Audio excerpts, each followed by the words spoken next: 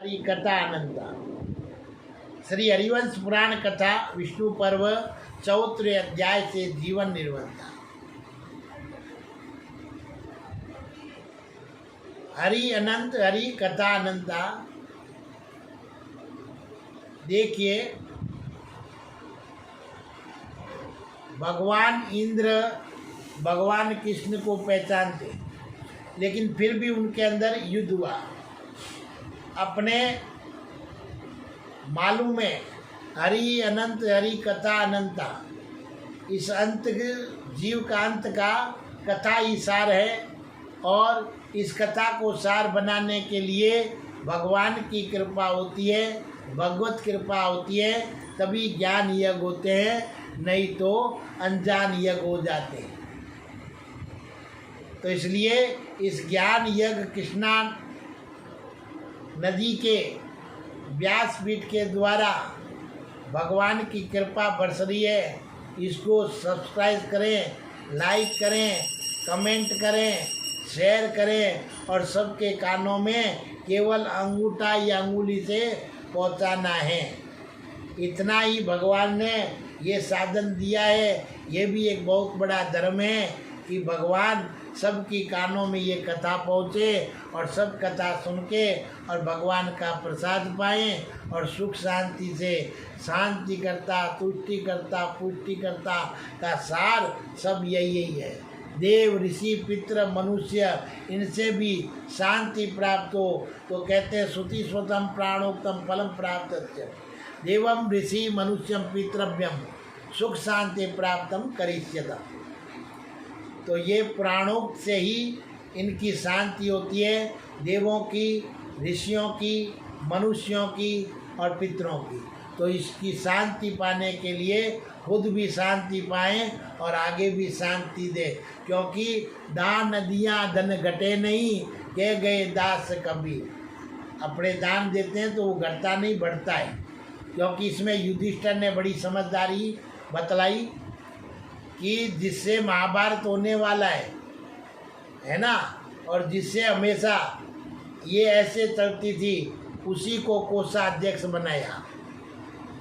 क्योंकि युधिष्ठिर जानता था कि दुर्योधन के हाथ में एक ऐसी रेखा है कि उसके हाथ से जो दान गया वो दान पीछे कोषाध्यक्ष में बढ़ता चला जाता है।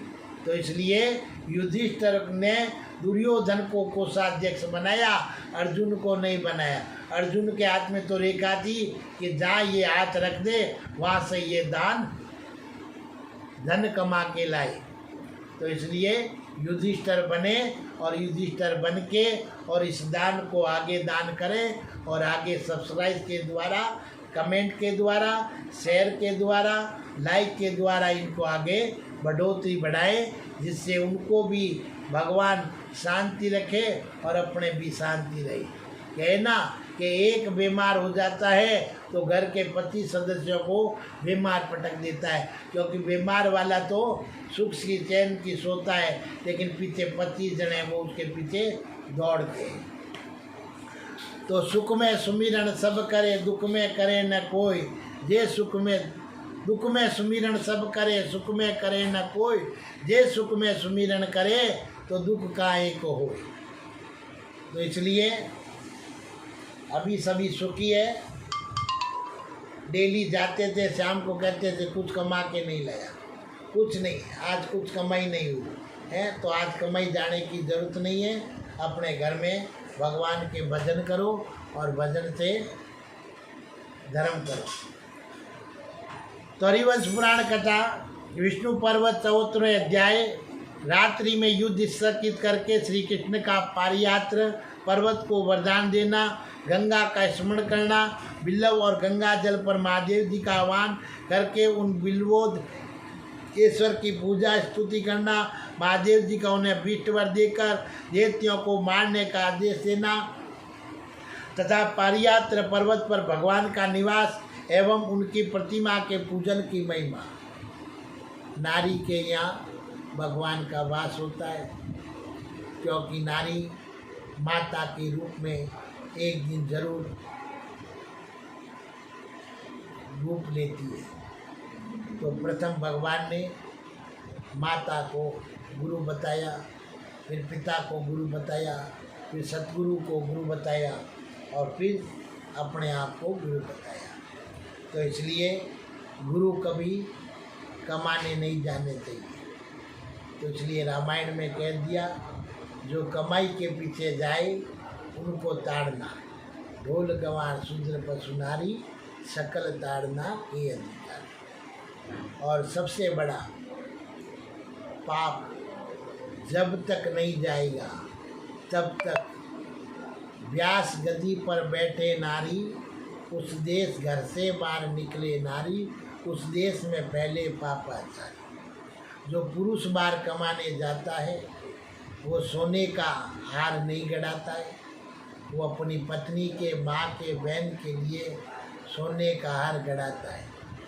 तो इसलिए पाप को अगर कम करना है तो नारी को अष्टलक्ष्मी बनाकर, सौभाग्यवती बनाकर, 16 श्रृंगार से उसको अपने मंदिर में ही विराजमान रहने दें। तो वेशवास जी कहते हैं, जन्मजे भगवान श्री कृष्ण उस रथ पर आरूढ़ हो पारियात्र पर्वत की ओर चले, जहाँ प्रभावशाली देवराज इंद्र ऐरावत पर आरूढ़ होकर खड़े थे।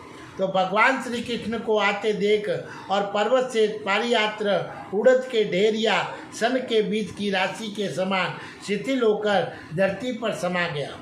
तो भगवान वासुदेव की प्रसन्नता के लिए उसने ऐसा किया था, क्योंकि वह महात्मा श्री कृष्ण के प्रभाव को जानता था। नरेश्वर उस पर्वत के इस प्रभाव से इंद्रियों के स्वामी श्री कृष्ण को बड़ी प्रसन्नता हुई।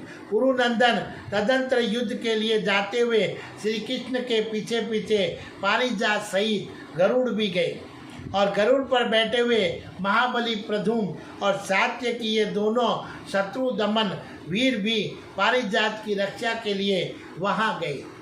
और नरेश्वर तत्पश्चात सूर्यदेव अस्त हो गया और सब और रात फैल गई, तो भी वहाँ इंद्र और श्री कृष्ण का युद्ध पुनः उपस्थित हुआ। तो महातेजस्वी भगवान श्री कृष्ण ने ऐरावत हाथी को गरुड़ के प्राण से अत्यंत आहत और असमर्थ हुआ देख और देवराज इंद्र से इस प्रकार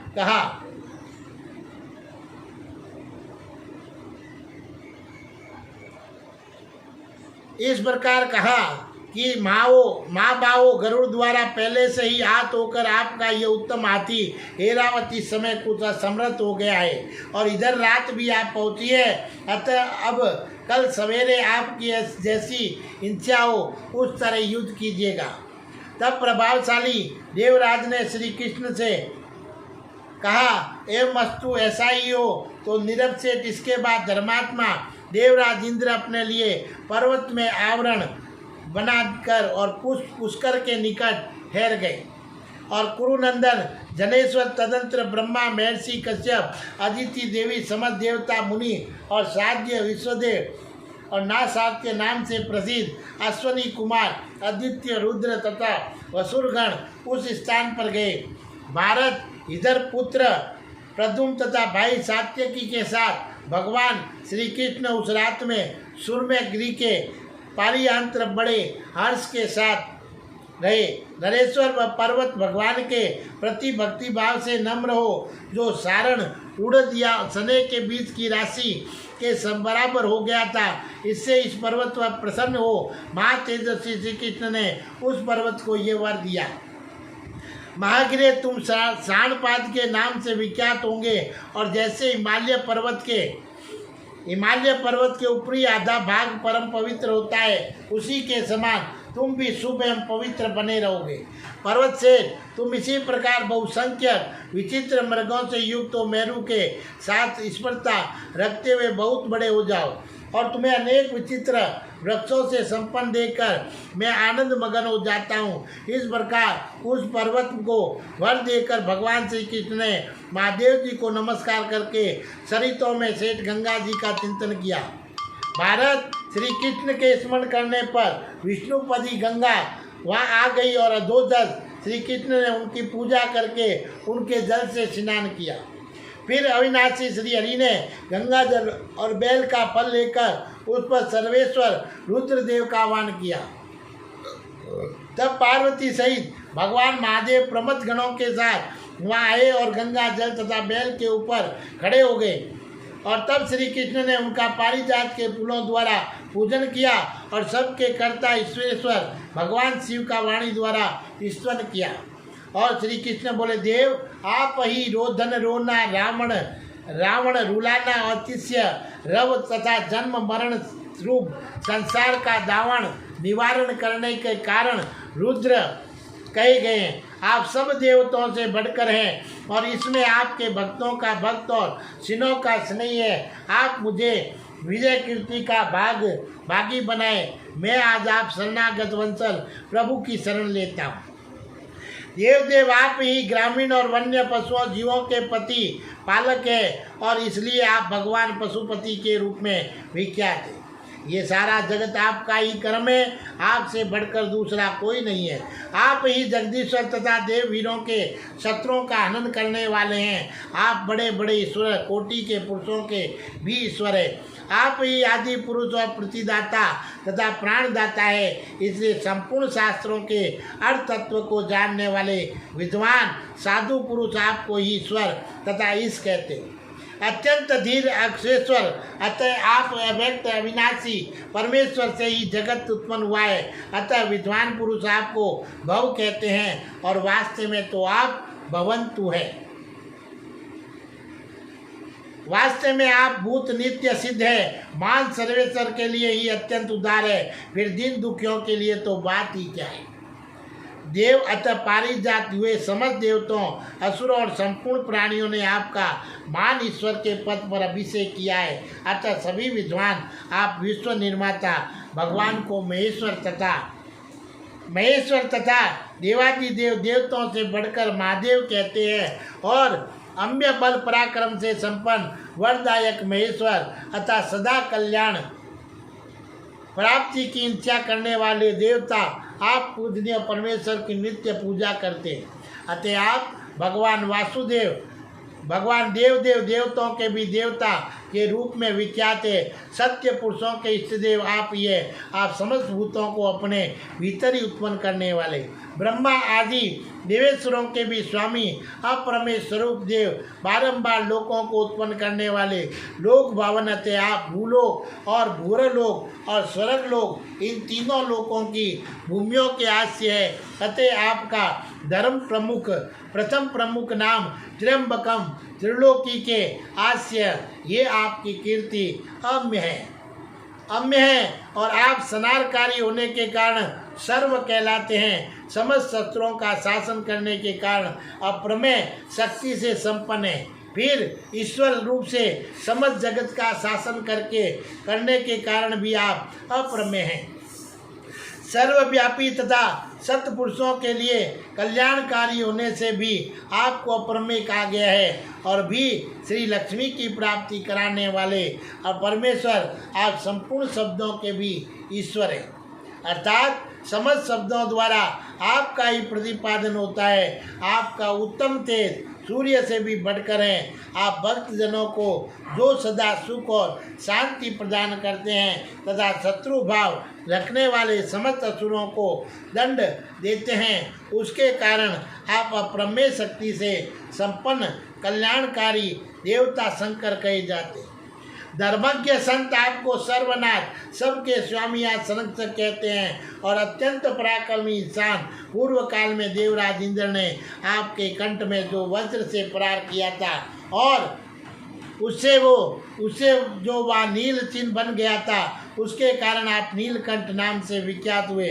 आप समृद्ध होते हुए भी दयावंश ऐसे अपराध सह लेते। उमा सहित महेश्वर, अतः संसार में सब कुछ लिंग और भंग के चिन्ह से ही अंकित है। अतः ये समस्त चराचर जगत आप दोनों का ही स्वरूप है। तत्वज्ञ ब्राह्मण आपको गुणवान और जय स्वरूपा लोक जननी अंबिका को त्रिगुण रूपा कहते हैं। वे अंबिका ही वेदों में अजा माया नाम से वर्णित है। वही महत्व की जननी है। आप यज्ञ की दीक्षा लेने वाले यजमानों में द्रव्य यज्ञ तथा योगियों के योग यज्ञ है। लौकिक रूप से ऊपर उठे हुए दिव्य चिन्ह में विग्रहधारी देव आपके समान अत्यंत अद्भुत भूत तत्व, भूत वर्तमान और भविष्य काल में भी दूसरा कोई नहीं है। देव मैं ब्रह्मा, कपिल, शेषनाग और आंतरिक शत्रुओं पर विजय पाने के कारण अत्यंत वीर सनक आदि सभी ब्रह्मपुत्र ये सब के सब आपसे ही उत्पन्न हुए हैं और इस प्रकार आप सबके ईश्वर और कारण रूप होने के कारण स्तुति के योग्य है। इस प्रकार श्री कृष्ण ने जब स्तुति की तब भगवान विषभध्वज शिव ने अपना दाहिना हाथ उठाकर हाथ फैलाकर भगवान नारायण देव से इस प्रकार कहा, सुरसेन तुम्हें अभीष्ट मनोरथों की प्राप्ति होगी, तुम पारिजात को अवश्य ले जाओगे, इसके लिए तुम्हारे मन में व्यथा नहीं होनी चाहिए। प्रभु श्री कृष्ण जैसे मेनाक का आश्रय लेकर और तुमने तप किया और उसी तरह मेरी ओर से तुम्हें वर भी मिला, उस वर को याद करके तुम स्थिरता धैर्य धारण करो। मैंने जो तुमसे कहा था कि तुम अवध्य अजय तथा मुझसे भी बढ़कर शूरवीर होगे, वह बात उसी रूप में सत्य होगी, उसे कोई अन्यथा नहीं कर सकता। धर्मज्ञ अमर से विष्णु जो भक्ति भाव से तुम्हारे द्वारा की गई स्तुति के द्वारा मेरा स्तवन करेगा, वह समर भूमि में विजय तथा उत्तम सम्मान पाकर धर्म का भागी होगा। अनंत देवेश्वर देव, तुमने जो मेरी यादा या स्थापना की है उसके अनुसार मैं बिल्वोदकेश्वर नाम से विख्यात होऊंगा। बोलिए बिल्वोदकेश्वर भगवान की जय। यहाँ की हुई याचना मेरे द्वारा अवश्य सफल होगी। केशव जनार्दन जो विद्वान पुरुष यहाँ उपवास पूर्वक रहकर और मुझ में भक्ति भाव रखते हुए 3 रात उपवास करेगा वह मनोवांछित लोकों में जाएगा और इस प्रदेश में अविंध्या नाम से प्रसिद्ध गंगा प्रवाहित होगी और उसमें गंगा संबंधित मंत्रोच्चारण पूर्वक किया हुआ स्नान साक्षात गंगा स्नान के समान फलदायक होगा। जनार्दन यहाँ धरती के भीतर दानवों का षष्ठपुर नामक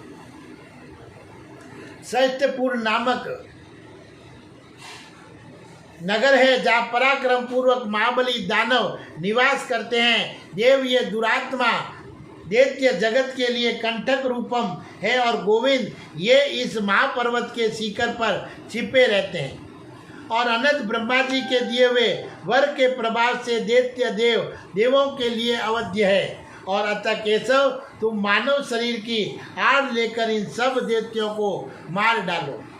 नरेश जनेश्वर ऐसा कहकर महादेव जी महात्मा वसुदेव को हृदय से लगाकर वही अंतर्ध्यान हो गए।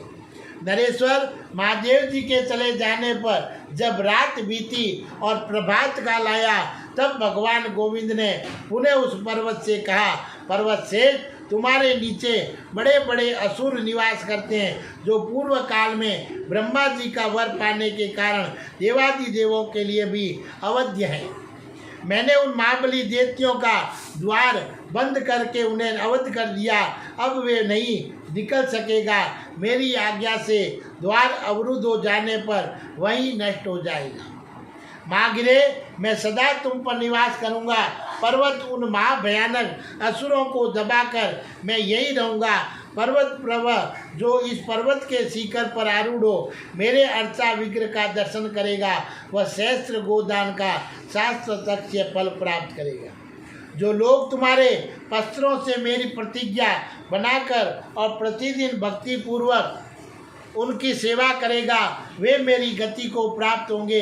इस प्रकार वरदायक श्री कृष्ण ने उस पर्वत पर अनुग्रह किया और तभी से देवेश्वर अच्युत वहाँ निवास करने लगे। तात कुरुनंदन शुद्ध अनंत करण वाले पुरुष विष्णु लोक की इच्छा रखते हुए पारियात्र के पत्थरों से भगवान की प्रतिमा बनाकर सदा उसकी सेवा करते हैं। बोलिए श्री कृष्ण भगवान की जय। बोलिए सत्यगुरुदेव की जय। बोलिए श्री कृष्ण भगवान की जय। श्री कृष्ण गोविंद हरे मुरारी हे नाथ नारायण वासुदेवा। श्री कृष्ण गोविंद हरे मुरारी हे नाथ